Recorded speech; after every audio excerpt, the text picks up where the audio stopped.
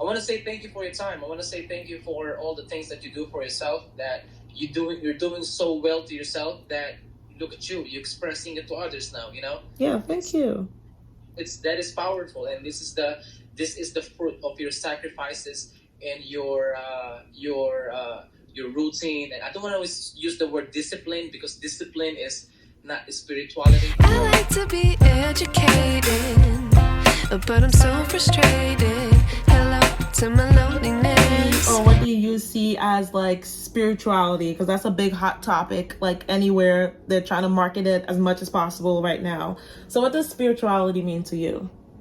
To me, we have to be honest with this. It's spirituality we don't know shit about. You know, it's something. It's metaphysical. We don't know anything about it. We can only assume what it is. But the power of it is to this. We have to understand the self. We can never understand the unknown until we understand the self. You know, and I believe that the highest form of spirituality is loving the self and understanding where you come from, loving your parents, loving your ancestors, loving your existence in general. I believe that is the foundation of spirituality to me, because the rest, it can all be made up, it can all be lies. But knowing yourself, understanding yourself, appreciating the people around you, those you can say it's a lie. You know what I mean? No, for sure. I mean, I wouldn't be able to explain it any way better than that. That is the big thing. Again, like I've had an ego death, so I feel like that's the biggest takeaway from having an ego death and having everything, in my opinion, just stripped away from you, and you come to like, so who am I?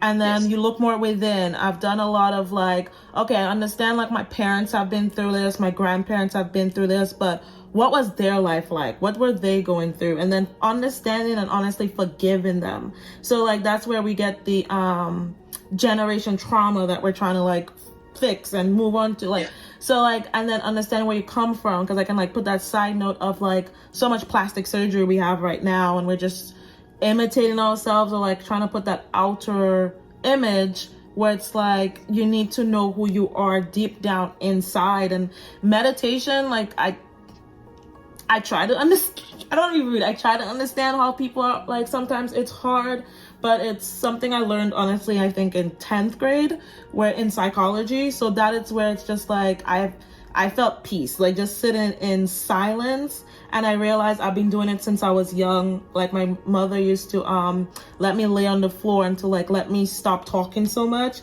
She would just have me like shush, and then I'll fall asleep that way. But being in silence, that's another way like I connect with her. Yeah, almost in Japanese Zen, it's a zazen meditation, it's the sitting meditation. Yeah, it's interesting, isn't it? Like we never knew it was meditation until like we learn more about it. We learn more about life and experiences. Start telling yourself, you know, if I actually sit here, it's so peaceful. It's just like if nobody bothers me, I'm just here. Nobody is bothering me. I have only my mind is working. I'm not hit by someone else's mind. Yes. You know?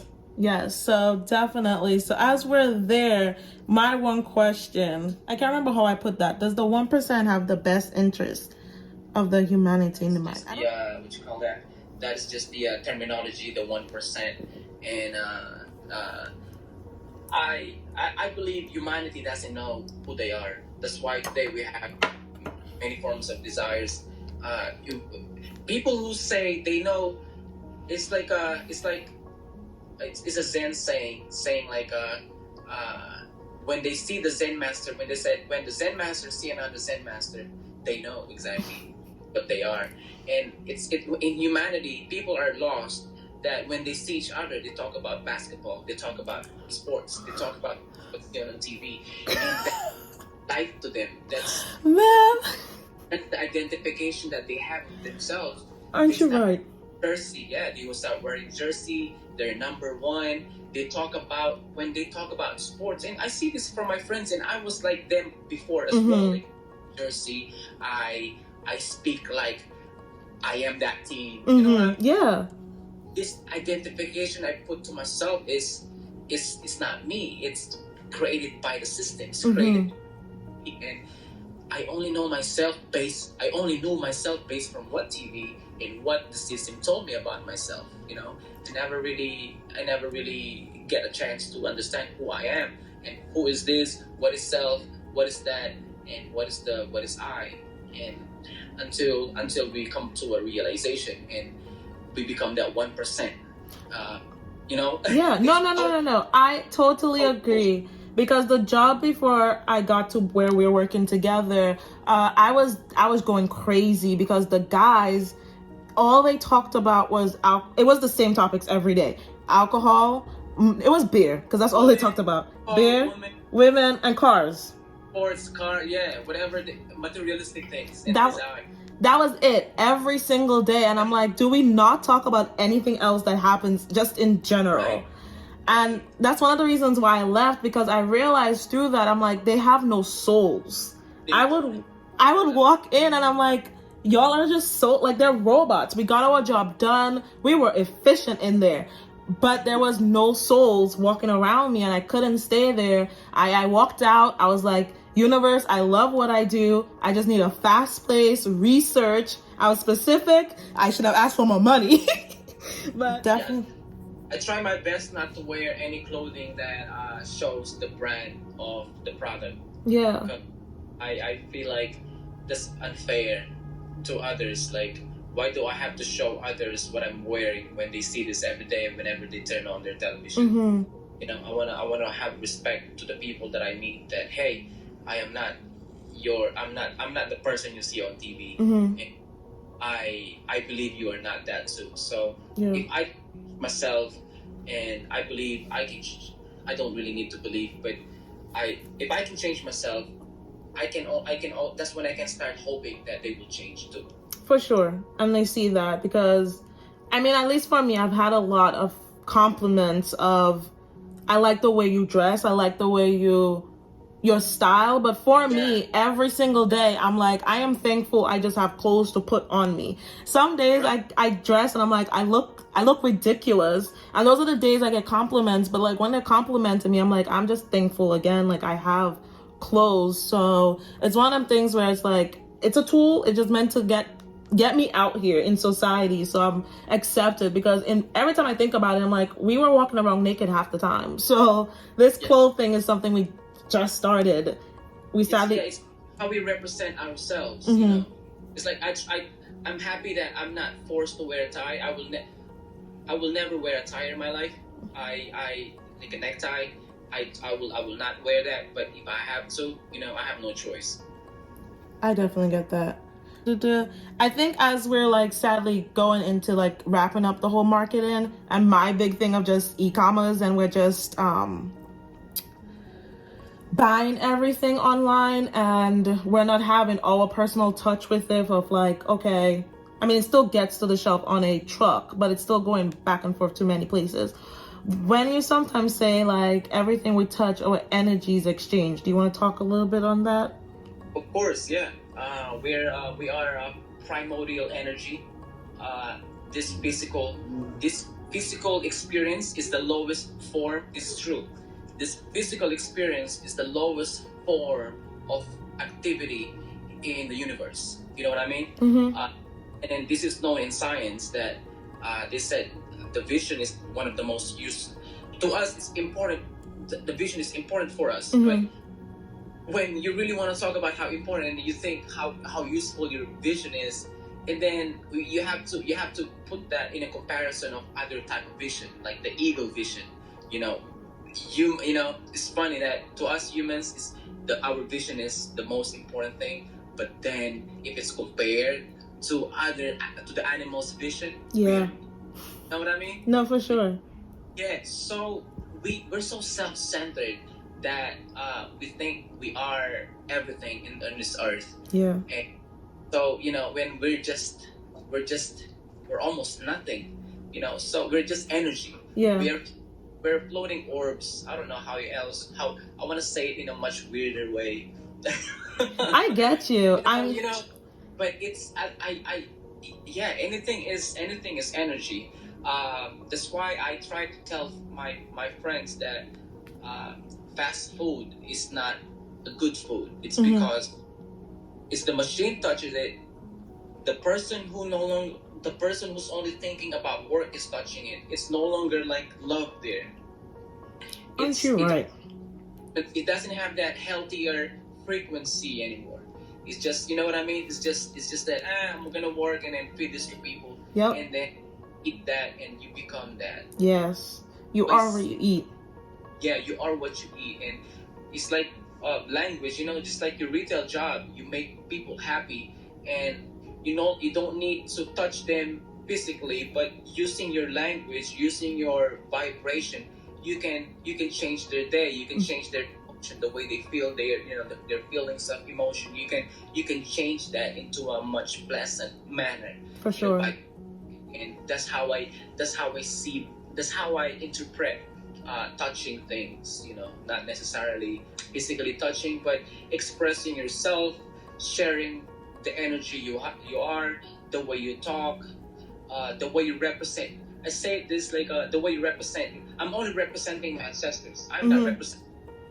I am the combination of my ancestors, and you know, both sides of my mother and father, grandma and grandpa, and all that. And I don't exist. I just that's honestly, I've never really told people this, but that's how I move around the earth. One, I always say I'm nothing. I tell you all the time when people are like, how are you doing? Either I'm existing or I'm alive. Right. There's no other, like, to me, I'm like, there's nothing else. Like, I'll bring it up to therapy, and she sometimes makes it, she understands, but sometimes she doesn't want me to use that language so much, because I think a lot of people do not fully understand that language. But I'm just thankful, like, hey, I'm here. But, like, for example, when I go to vote, like, I'm not a born American. I'm thankful I have the opportunity to vote. Yeah. I did not want to vote last year. Whatever last presidential thing, but I did it because of the ancestors that fought their fucking life for me to have the opportunity to do this thing called voting for a damn president that don't qualify. Yeah. So that is my thing, where it's like, okay, forget me. Like, I'm thankful, but I'm doing it for you. I'm doing it because you wanted me and got me there. It's your capitalistic duty to vote, you know. It's your capitalistic duty to debate with people. That's what I see people when I have to argue with others when it comes to political things or anything. That is just part of me, but that's not entirely me. You know, I can say Trump is the best. I can say Biden is the best, depending on my mood, because I think they're all the same. Yep. It's not gonna matter to me. You know, it's not gonna matter to my children. I don't really care, because that's their agenda, not mine. I agree, because I was asking, I say Miss W on here, but I was asking Miss W, like, what were you doing during, like, Reagan era? Because she was alive, and she was like, I can't remember what she said, but something along the lines of, like, minding my business. And I'm just like, look at where you are right now. Still fine, still traveling the world. Your children are great. And I'm like, we're sitting here stressing sometimes where we're repeating history. But then with the ancestors part, like, even for me, I try my hardest to, like, write with my left hand, because so many people had to lose that ability, that I'm training myself with that ability, just using my left hand. And that's just an ancestral trait that I know that is within me. And I think just like the human existence, and like we don't fully exist, I know from a very young age, I used to, because I lost my mother at the age of 8. So my brain on the survival mode is a little bit more faster. So I've learned to move around without my eyes, which then heighten my other senses. But I wanted to know, okay, like, what happens if I do go blind, which then gave me a different perspective of, like, how do we exist in this world. So as we're also there, and I don't want to, like, leave that part, you did make a sense of, like, cooking. So I had an ex, which the only good thing that came from this relationship was his father. Their family's Trinidadian. I actually asked the universe, like, the next guy I wanted to be Trinidadian, blah blah blah. Be careful what you wish for. But the thing the father told me was, whenever you're cooking, you have to cook with love. He's like, if you do not cook with love, it will never turn out well. And I've noticed, and I can see with different people, like, if my energy's a little bit off, it's just not gonna come out well, because I'm not fully in there. Like, my heart's not with it. But if it's just out of love, I'm not even thinking about it. It's just, I sometimes bring it on okay, let me bring in what my ancestors know. Because when I'm cooking as a chemist, like, I'm able to use that a little bit, but I do tap into I sometimes think like my ancestors, even like not even ancestors, like the energies that's probably touched this earth, because I've never mentioned it there, but during my master's, we had like certain thought-provoking questions like, is there, can we get an antidote to your high from cannabis, right? Some people have paranoid things. How can we get like CBD? Like CBD will help calm it down, but what else can we come to? And I lied to you not, I sat down and I was like, I need to channel Einstein right now. Like, I don't know. And I just had to channel him to open my mind and go, let's start thinking like a crazy ass fucking, like, I don't know, just scientist. And even like when I was talking to, I'll see her name here, Megan, when she was like, these people are just regular people. Like as scientists, we idolize them. We're like, we're not as smart as like even Tesla, like we're not that, like, what is they talking about? Like, they were just like us. Like they probably, most of them, as you go through psychology, had a lot of psychological disorders, but they're just us. So it's one of those things where, I don't know, we can slide into is everything connected type of thing. I just definitely use. We're all we're highly enthusiastic of many things. For example, to me, Einstein's glorified when Einstein is nothing. And Einstein is a regular guy who is fascinated about many things. It was many things. And I heard also his enthusiasm is really good, and he's a funny guy. But there are many other experts over there that was much better than Einstein. And I read this article saying Einstein was asked like, how does it feel becoming the smartest man on the planet? And then he said, why don't you ask Tesla that? Mm-hmm. Which is, I find it fascinating that we call him smart, but to him there's someone smarter. When you tell Jordan, when you ask him like who's the best athlete, and he will tell you his brother. So many things. Like if I ask Tiger Woods who's the best player for you, he will say my father. Yeah. Isn't it? And this is the characteristics of people, of like who understand themselves and understand their environment. Like they have so much appreciation with their skills that they know exactly who and where to channel that gratification, that feeling of gratefulness, because they know that with these people around them, or there are much better people out there. That's why they strive to be better. Definitely agree. I go on the same, I would say, wavelength. So as we're like on this and we're gonna like kind of wrap up slowly, I guess, how do you remain peaceful and calm? Oh, I don't believe in ADD, ADHD, but I believe in, I'm 50-50. I'm with you. It's a label, but at the same time, it's the characteristic of our brain and how we are.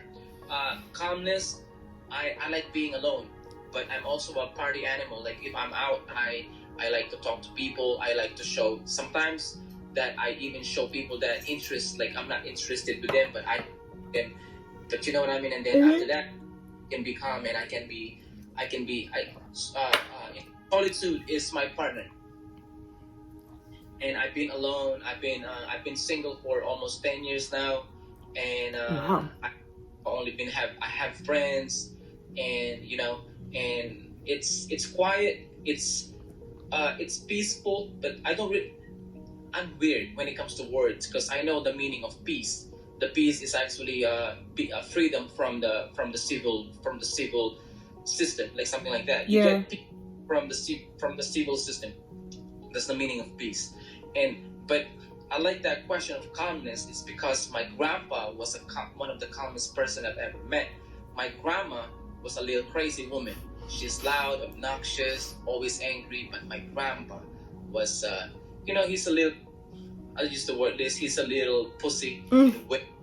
But no, the guy knows a lot. He is very smart. But he is calm. He just follows. Is it love? Is it the love he has for my grandma?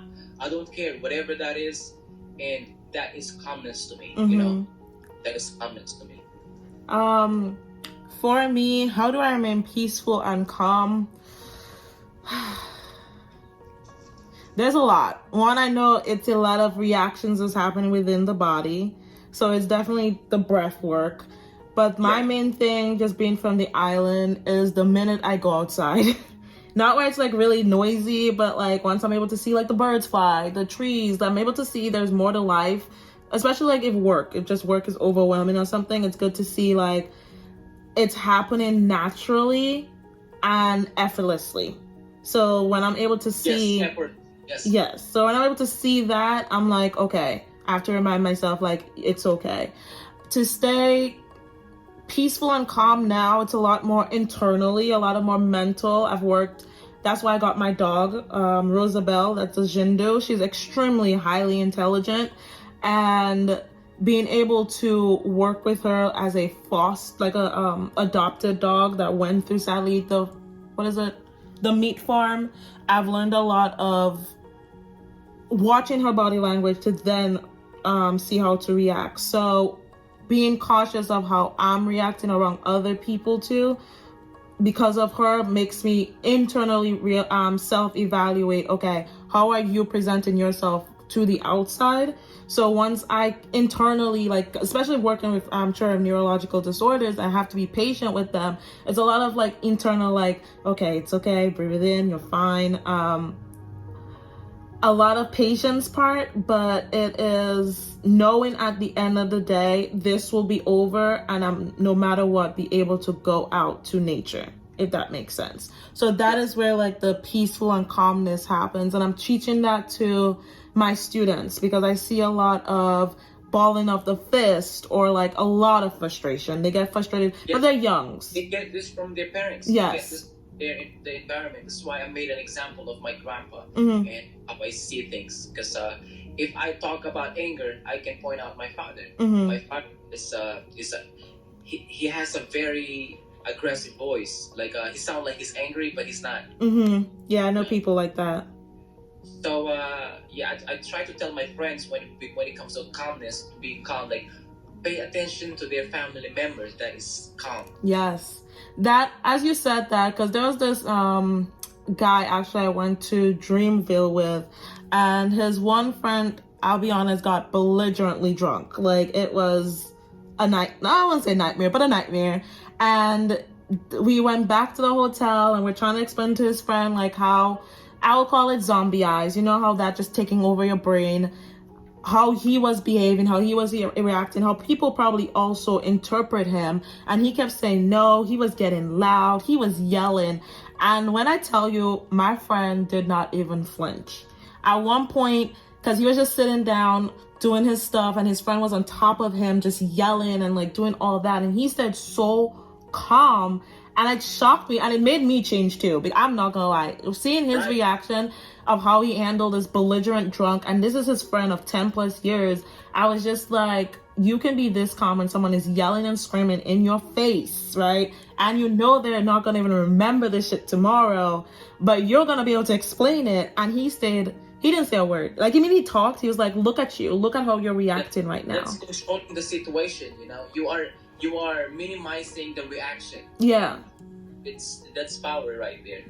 That is what also like definitely changed. But staying, you have like, I know it's still a lot, but it's mental. Like, it is at the end of the day. So we can like go, is everything mental? I think we brought this up once. I'm on a psychological, I don't even know thing where I'm like, yes. We will have a part 2 of this talk, and we will talk more about that. Oh, perfect. So we'll leave that there. So we'll go the last part then, because then we'll go everything mental, and we'll have another part where we probably talk a little bit more about sex, because we're about to be an hour. So it's a great topic. Yeah, so we'll do that and energy exchange while we're doing with sex.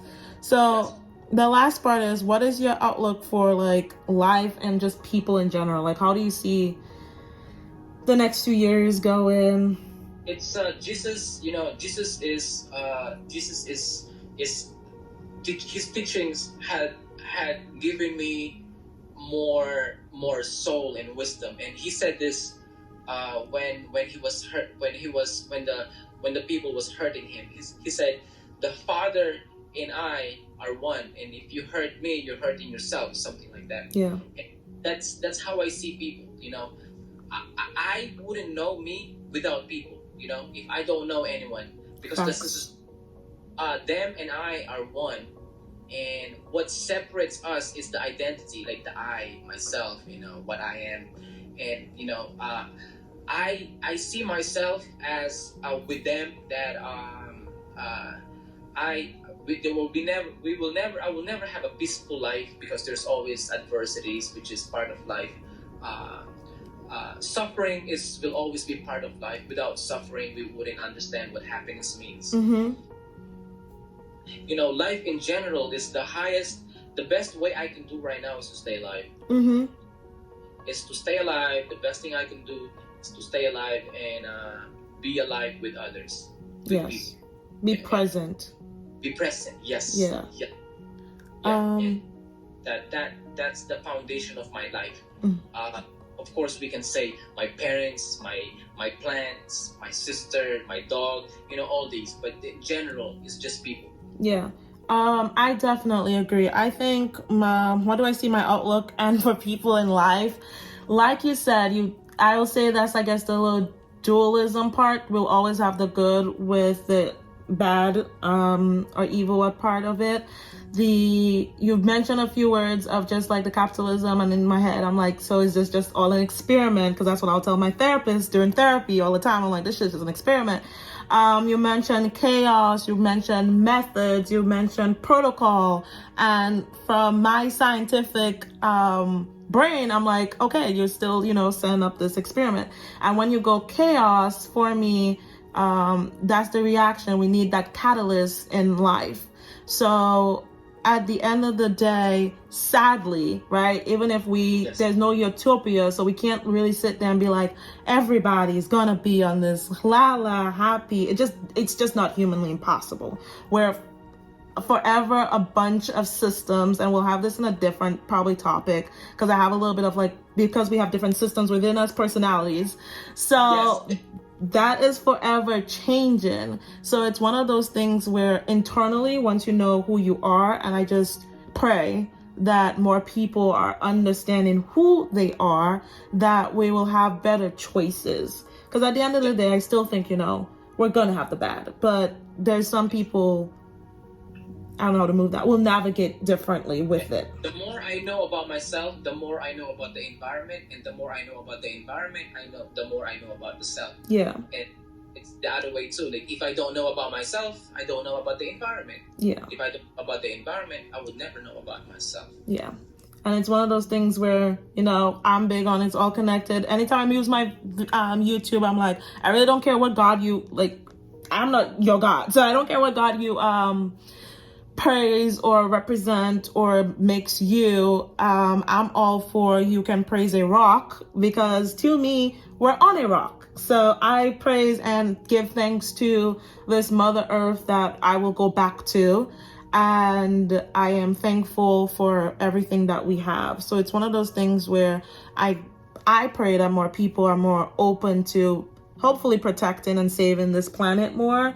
And we just acknowledge that we are a melting pot, no matter, I can't say anywhere in America, but we're slowly getting a melting pot. Maybe there's a lot more diversity and movement with different weather patterns that's happening that will cause us to move differently. But it's definitely, I'm excited. I'm still forever excited on the outlook, even though there's still negativity happening around the world. I'm still very thankful. I know the world will continue going. Yeah, we need that negativity. Without negativity, we wouldn't understand what we need to work on. Yeah, for sure. Anything else you want to give out for the last? Yeah. I want to say thank you for your time. I want to say thank you for all the things that you do for yourself, that you're doing so well to yourself, that look at you're expressing it to others now, Yeah, thank you. That is powerful, and this is the fruit of your sacrifices and your routine. And I don't want to always use the word discipline, because discipline is not the spirituality. Yeah. There's discipline in spiritual, but your routine, that you're so kind to yourself, that now you're expressing that to others. So I want to say thank you. Oh, thank you. I appreciate that. I appreciate your time. I'm thankful that we met. I'm thankful that we're able to do this. I'm thankful, like, for the universe and everything for connecting us. We will more. We will talk about sex and human desires. We will talk about capitalism and the matrix. We will discuss more because these are the things that I enjoy talking about. So yes, and then more friends I can find, so hopefully join it. We can have like more people and give a feedback type of thing. So I'm appreciative. I'll send you the link. Do you have social media? I do. Okay, shout it out. Talking about names, I changed my name a lot on Instagram. But I have a website, theinterception.com, and I am a photographer, and I do a free photo shoot for people who needs it. And when I'm shooting people, we talk about psychology, we talk about self, and we talk about, you know, I'm like their what you call this, what you call them when you go for assessment for. I was about to say like a mentor-ish or like a life coach a little bit, or no? Say that. Yeah. It's just something you can talk to freely, like someone you can tell me everything about yourself, and I will love you for it, no matter what it is. I would say a therapist. Yeah, I didn't want to say that word.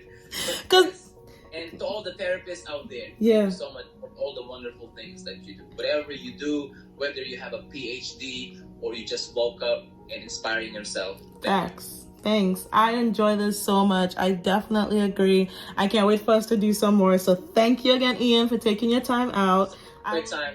And mabuhay, meaning stay alive and mabuhay.